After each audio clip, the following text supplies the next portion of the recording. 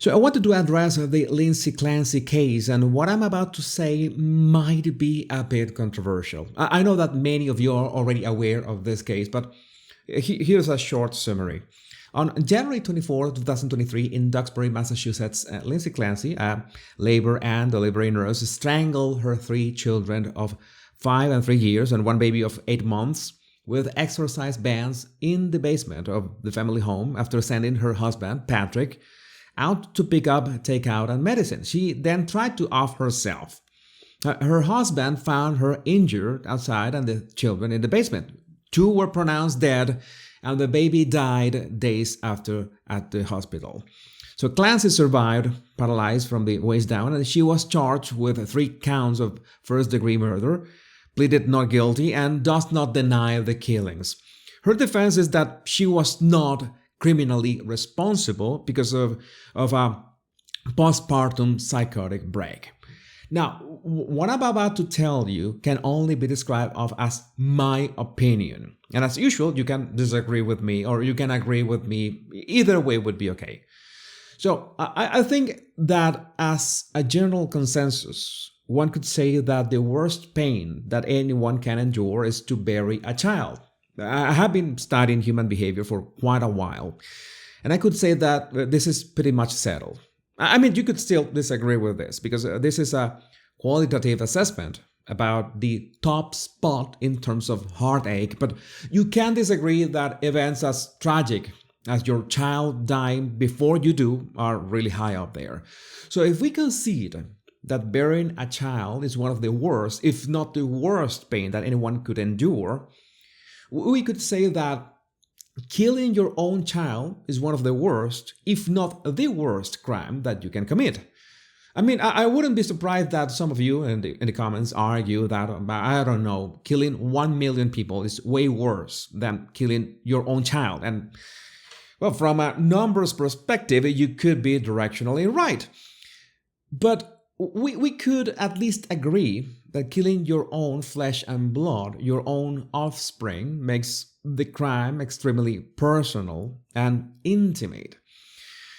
If you add that we are talking about defenseless toddlers that could do absolutely nothing to save themselves, and that they were murdered in such a way that 2 of them had to witness what was happening to their siblings before it was their turn, and this lasted for several minutes, and you did it basically with your own bare hands, in cold blood, and with obvious signs of premeditation, well, then anyone could instantly assume that you're a monster. Now, we already stated that the defense argues that in this case, Lindsay Clancy was not herself, that she was being controlled by her own psychosis mixed with postpartum depression. The drug cocktail in her system, the voices in her head, you name it. And I genuinely want to steelman that argument. Let's say for a moment that it could happen to any one of us. Maybe psychosis mixed with postpartum depression. Maybe we are in meds up to our eyeballs. Maybe there are voices in our head, or maybe we are, I don't know, the freakest MK Ultra experiment that turned us into a Manchurian candidate. But the trigger made us act upon our own children. And let's say, for the sake of the argument, that this tragic event happens and you completely lose control for yourself, and let's exaggerate this, even lose complete consciousness of what is going on around you, and you all of a sudden wake up, come back to your senses, and discover that you have murdered with your own hands your 3 little children. Which, by the way, I need to point out that her defense does not argue that this is what happened. Her defense argues that she had some consciousness while committing the crimes, but I will go back to that later.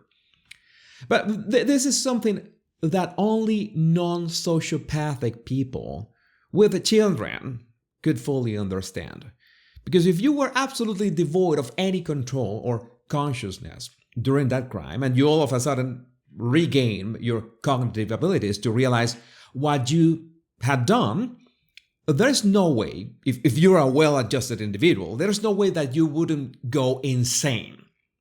And this is pretty much the argument of Lindsay Clancy's defense. Obviously, the only way to defend such an atrocity is to claim that Clancy had absolutely no control over her actions. Because, and this is more than obvious, any sign or hint that she had any sort of or chance or opportunity of not doing this to her children would simply make her defense collapse. Because if you had any opportunity, as slim as it was, to not murder your children and you just went with it, it means that, well, you're actually a monster. But that could be a too black and white scenario, and this is why I told you I wanted to steelman this argument. I wanted to assume for a couple of minutes that this woman had zero control over her actions. But then we come to that sudden realization. Let's say, for example, that it was a complete blackout. You did the unthinkable. You wake up to your senses and realize what you have done. Again, it is my firm belief that any well-adjusted person in that situation is that would go insane. But I'm being a bit metaphorical here because I don't mean insane in the literal sense of the word. I mean in the sense that you would not be able to process, much less justify in no way what you did. And even if you had the certainty that it was not you who murdered your kids, a different you under an unconscious state, your 3 toddlers are dead. And you killed them with your hands. So people have said that precisely that's why Clancy tried to off herself as soon as she did the murders, because she had that sudden realization and her first impulse was to not carry that burden. That sudden impulse would actually make sense. That could be your first impulse upon realizing what you just did. But wait a minute. We just picture a version of events in which Lindsay Clancy had zero, and we meant zero consciousness of what happened. If we go with this theory, then we have to imagine that it's like she just gained consciousness and the bodies of her children were just around her. I mean, wouldn't you have at least questions? In spite of all your past and current medical issues, why would you instantly assume that you did it? And how come you, being a nurse, wouldn't have the instant reaction of trying to save the child that was still alive? And are you getting my point? You can't just have complete unconsciousness and waking up to the crime and instantly assuming that you did it, and even so not make the slightest effort if you could save at least one of them.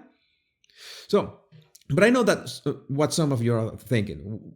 What if she was in a mixed-up consciousness state in which she had no control of her actions, but she was at least mildly aware of what she was doing?